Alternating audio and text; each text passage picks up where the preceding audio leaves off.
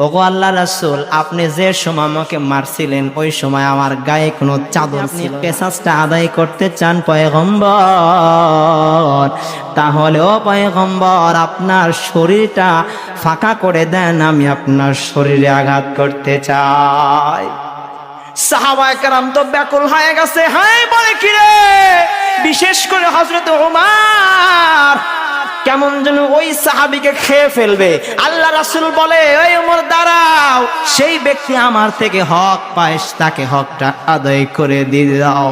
আমি নবী চিরদিন থাকবো না, আমি নবী চাই না আমার জিম্মায় কোনো ব্যক্তির হকটা থেকে যাক। এবার যখন আল্লাহর পয়গম্বর ওই সাহাবী আল্লাহর পয়গম্বরের দিকে চলে আসলো, আল্লাহর পয়গম্বর যখন শরীরটা বের করে দিল, আমার নবী যে নবী, আমার নবীর পিঠের উপর মোহর নবুয়ত ছিল কিনা আওয়াজ দিয়া বলেন। এবার যখন নবীর চেহারাটা খুলছে, হঠাৎ করে আচানক ভাবে ওই সাহাবী ওই মোহর নবুয়তে চুমা দিতে, সুবহানাল্লাহ। ডাকতে বলো, পয়গম্বর আমার তো প্রতিশোধ নেওয়ার কোনো উদ্দেশ্য নয়, আমি আমার মনে মনে অনেক যাতনা কল্পনা করেছি, আমার নবীর ওই মহানবুয়তে আমার নবীর চেহারায় মেরে চুম্বন করে আমার ঠোঁটটাকে জাহান্নাম থেকে বিরত রাখব। ও নবী, এই কারণে আমি আপনার শরীরটা খুলাইছি।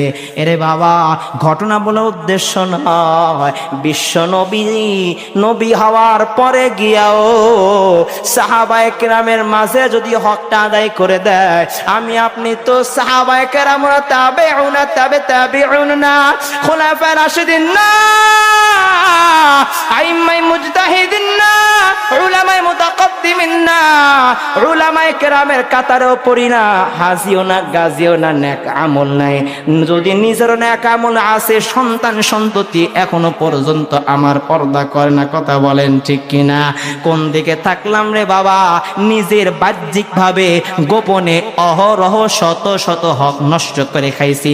এই হকগুলো যদি আমি আপনি আদায় না করি কাল কিয়ামতের কঠিন ময়দানে, এই জন্য তো আল্লাহ রাসূল বলেন যে এই ব্যক্তির আমলের কোনো অভাব থাকবে না, আমলের কোনো অভাব থাকবে না, নামাজের কমতি থাকবে না, যাকাতের কমতি থাকবে না, কিন্তু ওই ব্যক্তিটাই সবচেয়ে বড় দারিদ্র অভাগা হবে যেই ব্যক্তির জিম্মায় অন্যগুলো মানুষের হক থাকবে।